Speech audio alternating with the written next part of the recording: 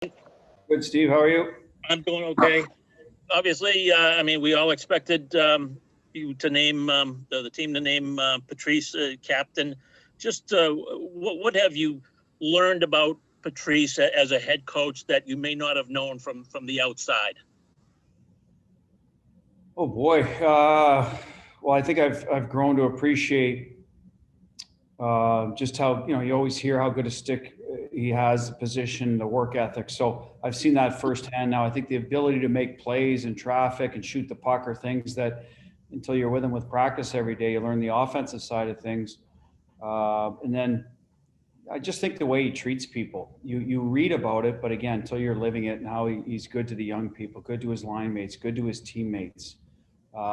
There's days I get wound up on the bench and I know that he will try to calm me down in his way by, encouraging the players. And it's a kind of a message and a relationship we've built. So just, I can't say nothing but, positives, about Patrice. I'm happy for him. To be named I believe it's the 20th captain of the Boston Bruins. So well-deserved honor for him. I think the guys would echo that, that sentiment. And we still got a lot of good leaders in that room, but, we've identified him as the guy that should wear the C, and rightfully so. Thank you. Thanks, Steve. We'll go next to Jimmy Murphy. Hey, Coach, how are you? Good, Jimmy. How are you? Good. I'm just wondering, and this might go back a long way, but do you remember the first time you met Patrice? Would have been when I really interacted, I guess, would be 2011. I had the Black Aces. Mm-hmm. And there was a skate at the Garden, and he was missing a game, one of the playoff games. So I worked him out after. We had to, I forget what the injury was, but we had to sort of work him one-on-one, lean on him a little bit. And, you sort of don't want to be the guy that sort of puts him back out. So I was very gentle that day. And then I got some of the other guys to do it, obviously, but that was probably my first real interaction with him one-on-one. And again, just a classy guy, he's, probably said thank you 3 times. And like, hey, listen, I'm just doing my job. I mean, you get ready to play and go win a cup. And that's what I was thinking. So that was probably my first interaction. It was very positive. Is he one of the smartest hockey minds you've come across in your career in hockey? Yeah, I got to tell you how fortunate we are, because David Krejci's in that mix too. He's a very, very cerebral, intelligent hockey player and sees the ice well. And we haven't won 2 centers. So, I mean, that's why we're good, right? So, yes, absolutely. Thanks. Yeah. Thanks, Jimmy. We'll go next to Evan Marinofski. Bruce, I'm curious what you've thought of Dan Vladar and Jeremy Swayman's work in camp thus far, and what are sort of your expectations for them? Well, I got to tell you, the first 3 days of practice, you're trying to get the intensity level you want in practice. Holding them accountable to an execution level you expect. So I will be perfectly honest. I do not watch the goalies a lot unless I notice pucks going by them every shot, which I didn't. In today's scrimmage, I think Swayman had a little more work. I thought he was excellent. Made some high-end saves. So I think we got 2 really good young goaltenders coming. But it's one day. So, but they both have, Dan's got a great resume from Providence last year. We didn't get to see him in an NHL game except for mop-up duty against Tampa, so we'll certainly never judge him on that. That was a tough night for all of us. So we got thrown into a tough spot. So we're looking at what he did in Providence, and at some point, you don't hope he gets a game, because that means one of our goaltenders got injured, and we don't want that. But you hope he gets a game because we're able to get him in a game, because we're in a good position to do that. We feel comfortable with our team and where we are in the standings. So, and as for Swayman, well, I think goaltender of the year, college hockey, he's coming in here with a lot of confidence because of that, but he'll just need some pro reps, and we'll see where it goes from there. So far so good. Both good working, hard working guys, seem like real good guys, just want to get better. Thanks. We'll go next to Kevin Dupont. Go ahead. Butch, can you just give us overall general impressions of the scrimmage, in terms of pace, execution, maybe guys who caught your eye, the usual stuff?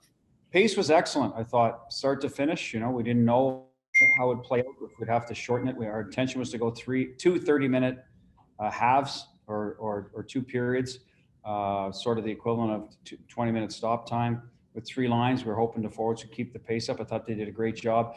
I like the activation of our D. I thought they were up the ice a lot, trying to be part of the offense. I thought our ozone play with the D, the ozone blue line was good, crisp. We finished some plays around the net.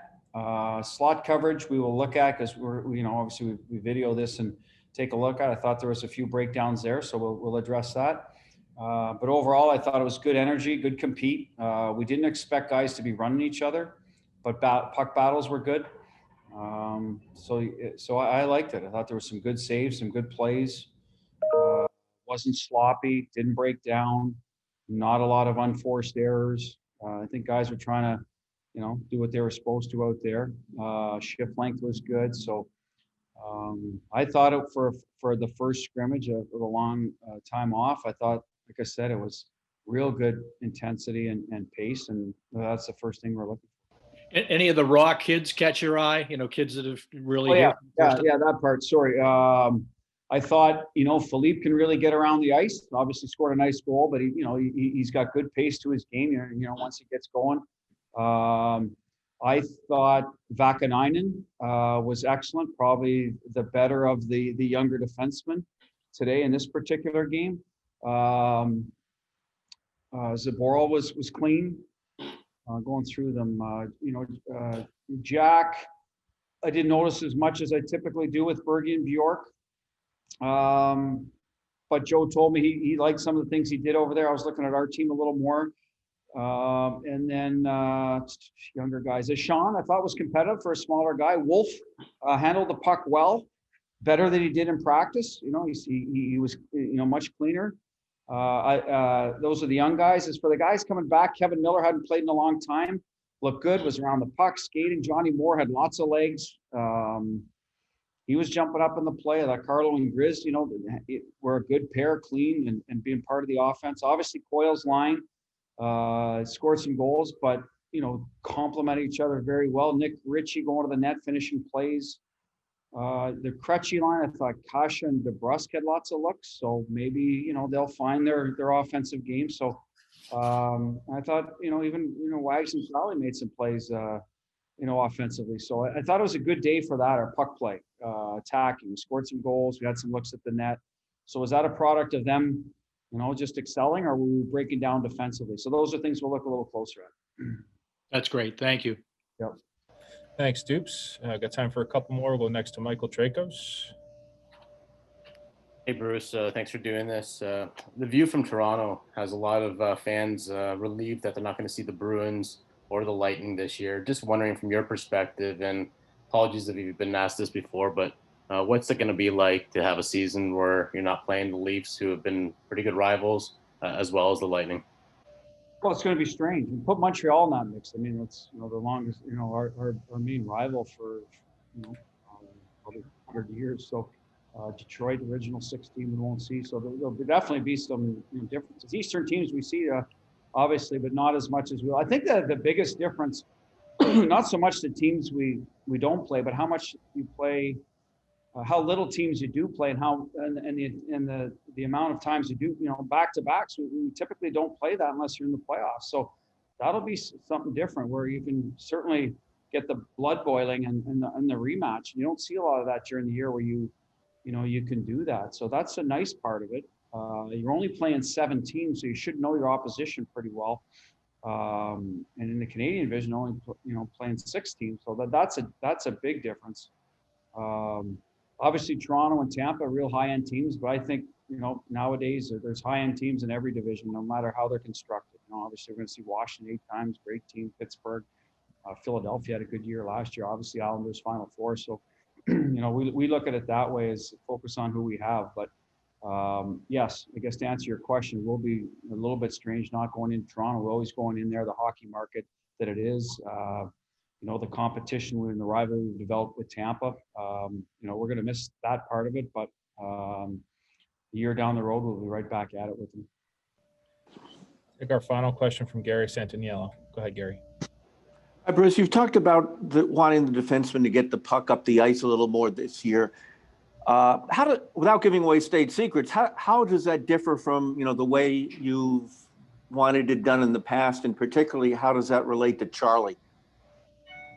Well, Gary, I think we've always wanted to get the puck up the ice. It's just how do we get it there? Can we support the rush after we get it there is what we're emphasizing a little more, is be part of that second wave of attack.